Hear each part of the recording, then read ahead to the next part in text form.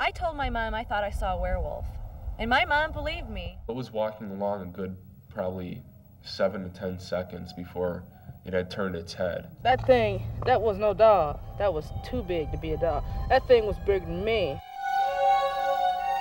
That thing was stalking cornfields, jumping on cars, and feasting on roadkill. For 2 years, people in Elkhorn, Wisconsin whispered about a king-sized creature who roamed Bray Road. It had really big claws. It was holding its roadkill like it had elbows, and it was kneeling on 2 knees, like a human being might do. Eerie stories like that prompted Linda Godfrey, a reporter and cartoonist, to investigate. It was all just too bizarre not to be for real. When you live in a small town and you say you've seen something that looks like a dog man or a wolf man, you know, you're going to get some ridicule, and they did.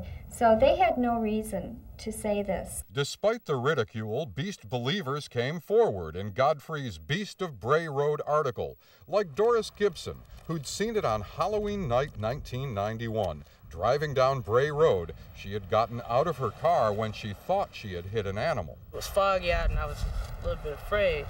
And this big thing come just like trucking, you know? Just trucking down the road at me, man. I looked at it and I'm like, ah! And I ran, I got back in the car. You know, and before I peeled off, that thing scratched the back of the car. Tom Brichta's car was also scratched by the creature from Bray Road.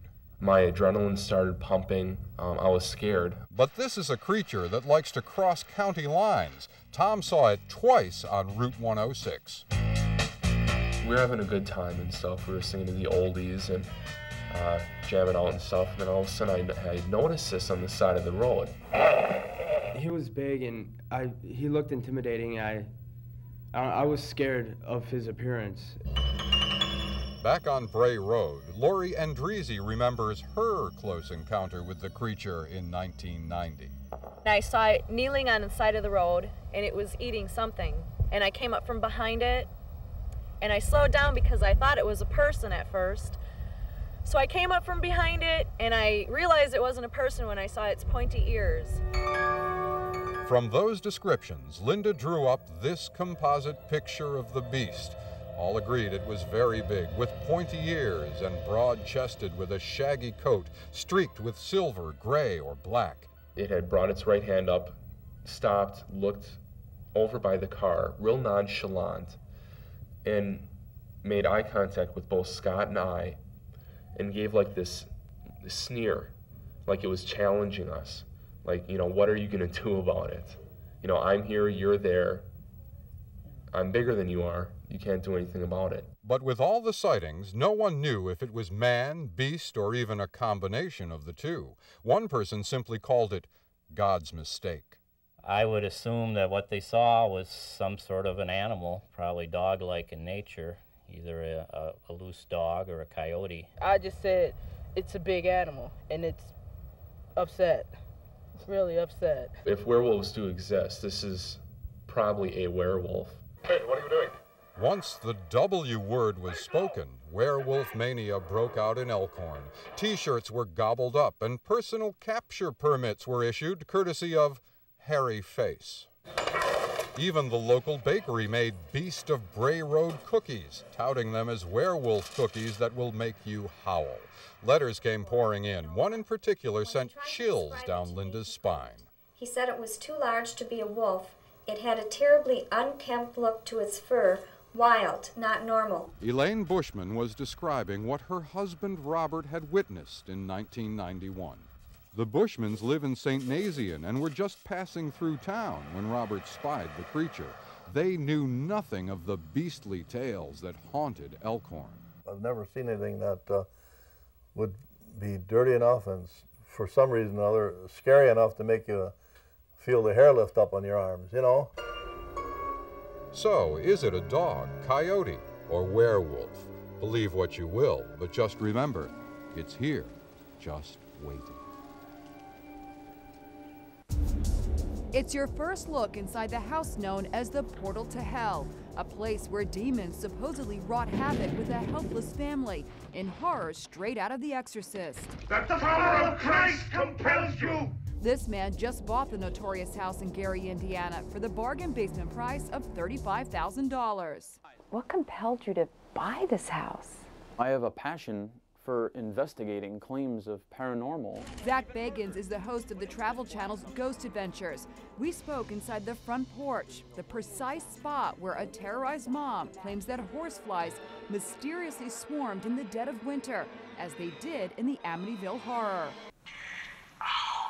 Then there was that mysterious figure that appeared in the window when the house was supposed to be empty. This is the other side of that window. There are reports that there was a residue that would come down the blinds. It was horrible. This is the woman who lived in the House of Horrors with her 3 children before Zach Bagans bought it. LaToya Ammons fought back tears when she told us how they fled in terror after her daughter was raised right off her bed. She says the demons sounded like this.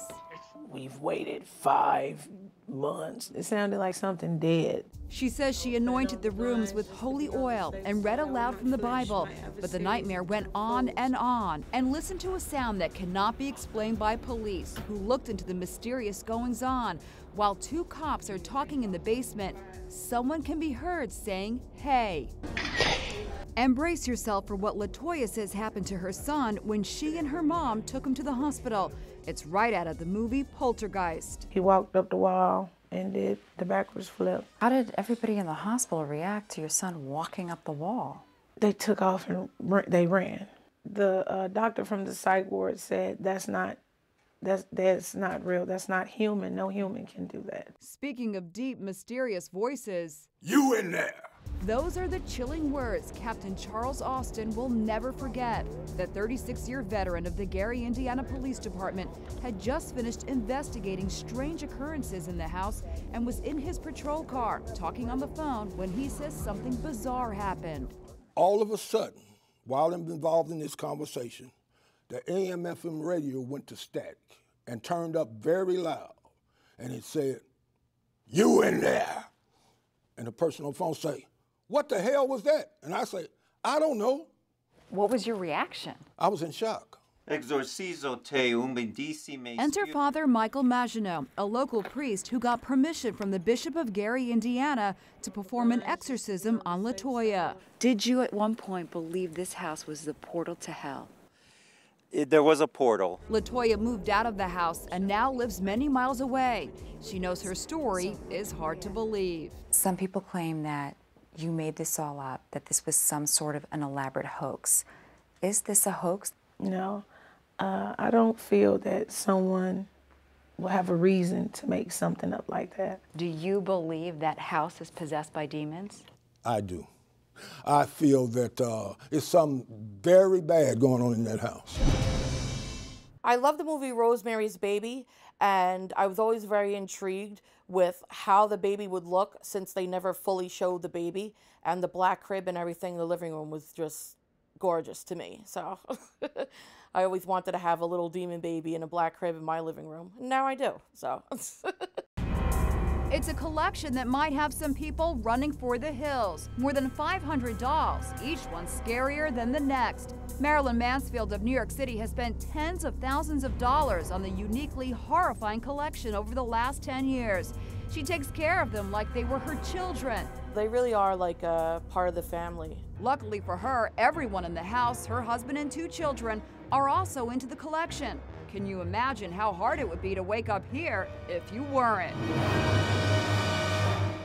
The first time I had seen a crypt kitty like this one was at a horror convention, and I fell in love with how it looks so kind of demonic but yet cute.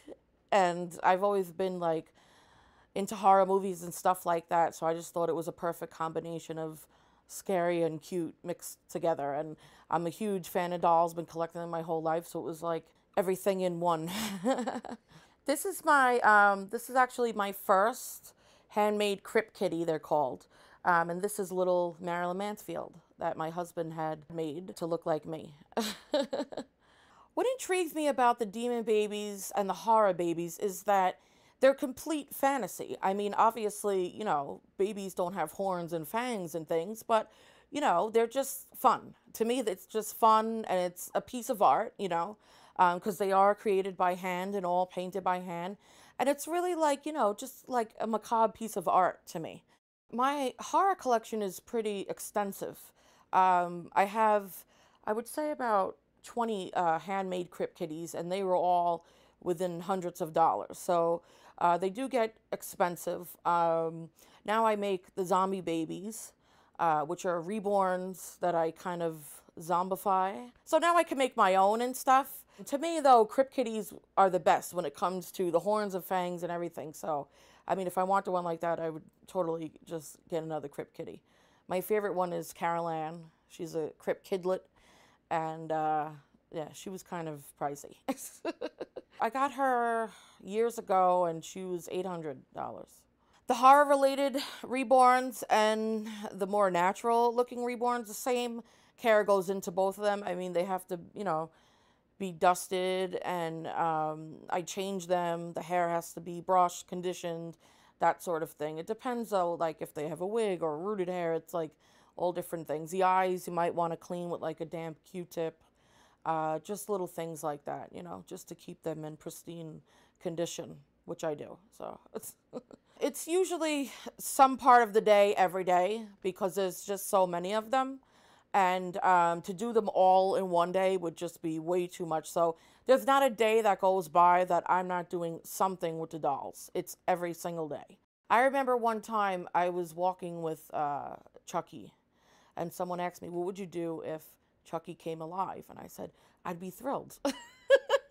I was never like one of those scared kids or anything. I would wish they would come alive. It's probably weird to some people, but you know, that's just me. Washington, Pennsylvania, a comfortable, sleepy little town where nothing much happens often. That is, until some of the town's zombies start acting up again. Action zombies. This is the area where the original film Night of the Living Dead was made, and this is the town where they are filming the remake. So this is the town where the movie company came to find its stars, the unactors who would play the undead. I think for the most part, just the whole thing is in such a rural place. We wanted, I want to say, the hillbilly, redneck, really unsophisticated look, and that's not meant to be demeaning in any way. It's just that country, if you want a farmer, go find a farmer look. In real life, they can be farmers or physicists, but they are never professional actors. The movie company prefers to use people who happen to live in the area. If there were movie stars in it, it would destroy the whole feeling of the scare. If you were walking through a cemetery, and I'm sure if you've ever been in the cemetery, you must have felt at some point, wouldn't it be creepy? Because you know what you're standing on, you know. Wouldn't it be creepy if one of them just came back? Yeah, that sounds pretty creepy. So, is there a zombie school of acting? As it turns out, there is. It begins with the advice of the film's original director, George Romero. When George was directing his films, there was the 3 Dead films. He only gave one lesson, and that's don't drag your foot. Just don't drag your left foot. Looks too much like the mummy, you know. We even had movement instructors come in and do exercises with our stable of zombies. And they have obviously been effective. Most of these zombies are frighteningly realistic. Zombie on the left, raise your hand. You sort of lead with your eyes. I just think about, you know, either grabbing people and tearing their flesh off. You know, This is not a glamour job. These people stand around in the cold for hours. They do take after take from dusk to dawn, and you know what? They're having a really good time. The one night I scared my mom half to death. So what does it take to be a zombie? I think it takes a lot of patience and a lot of desire to want to sit through the makeup and the wardrobe, and just a certain spunk that you want to get out there and be a monster. The next thing I knew, she asked me to be a zombie. I wasn't sure how to take that, but I wasn't sure how to get out of it either. Reluctantly, I sat down and let the makeup man bring out the zombie in me. I look like an old pizza. What is this? It's called gel blood. What's it made of? It's made of it's real blood that we take from dead bodies. No, I'm kidding. What's it made of? It's Caro syrup. It tastes like mud, which gets us to the next step of the process, costume. The style is decomposition chic. Once you're done, you feel like a dustbin in an overcoat. Now all that was left was the acting. That was easy. I was already scared stiff. Let your hands hang down. Yeah. So your jaw has to be slack. Just relax your jaw and look up. Okay. And never, you're blind. Never stare at anything, okay? Okay. And just, I tell you what, walk right toward me. Now, okay? Over here. I'm practicing. Mark. Action.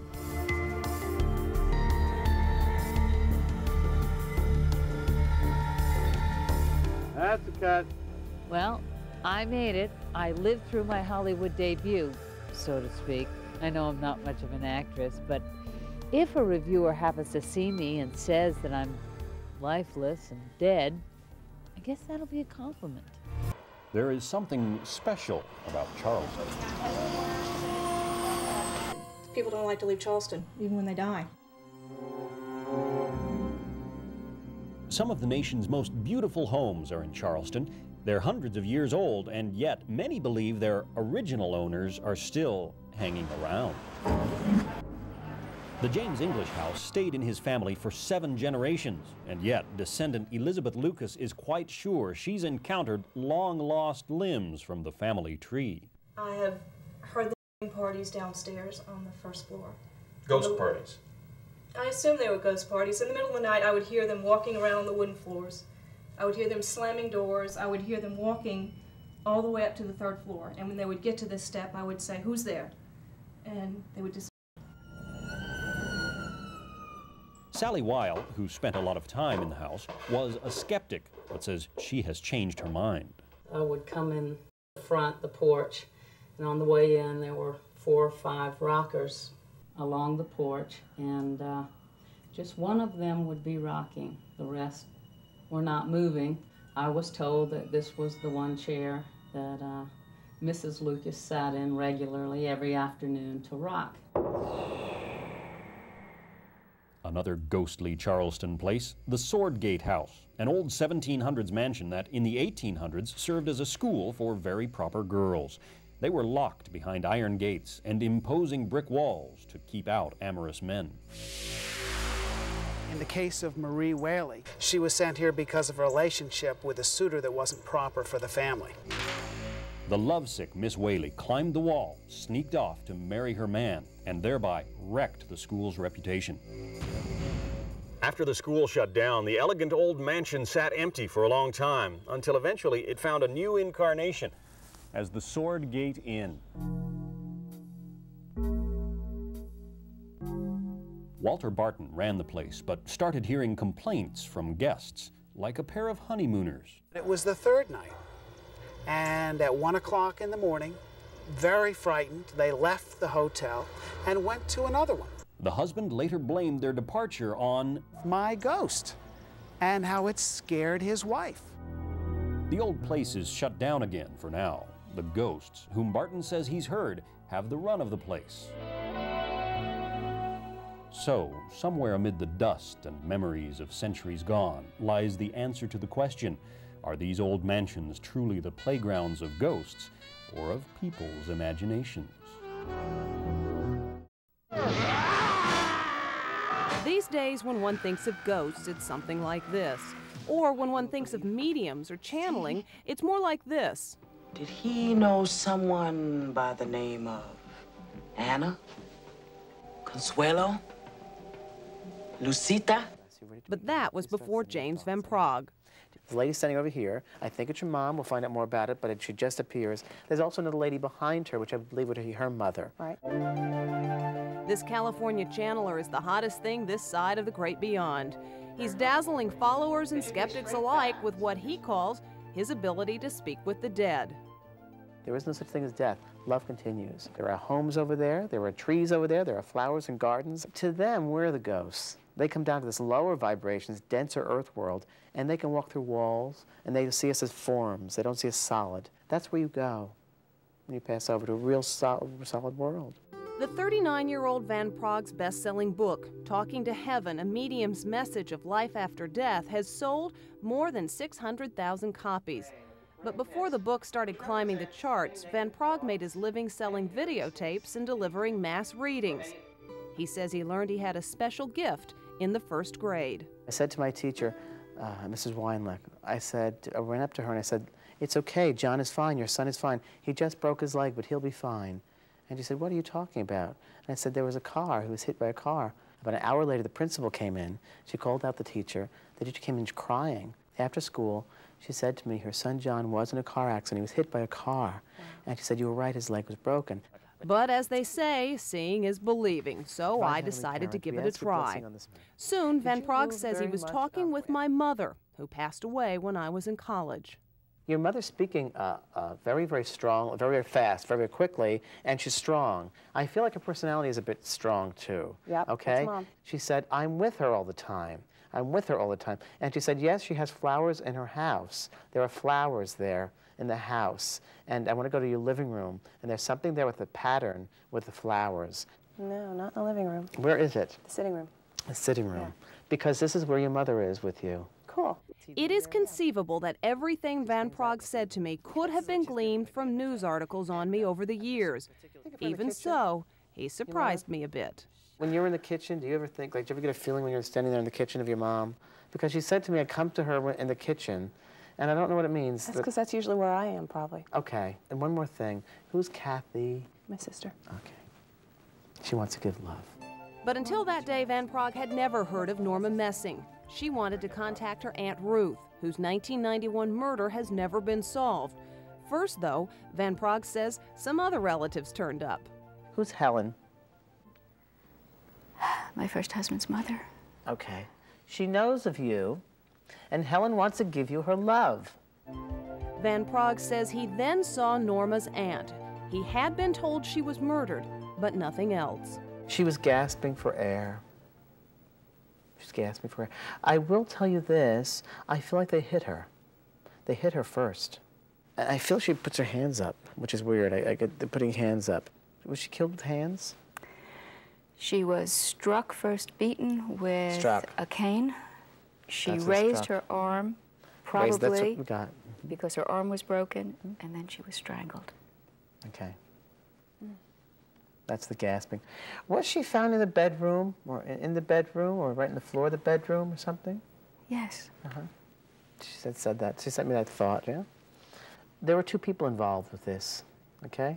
There were two people involved, and she did not know these people. So what do you think? Norma feels something did happen here. I could not believe some of the dead-on stuff that he had.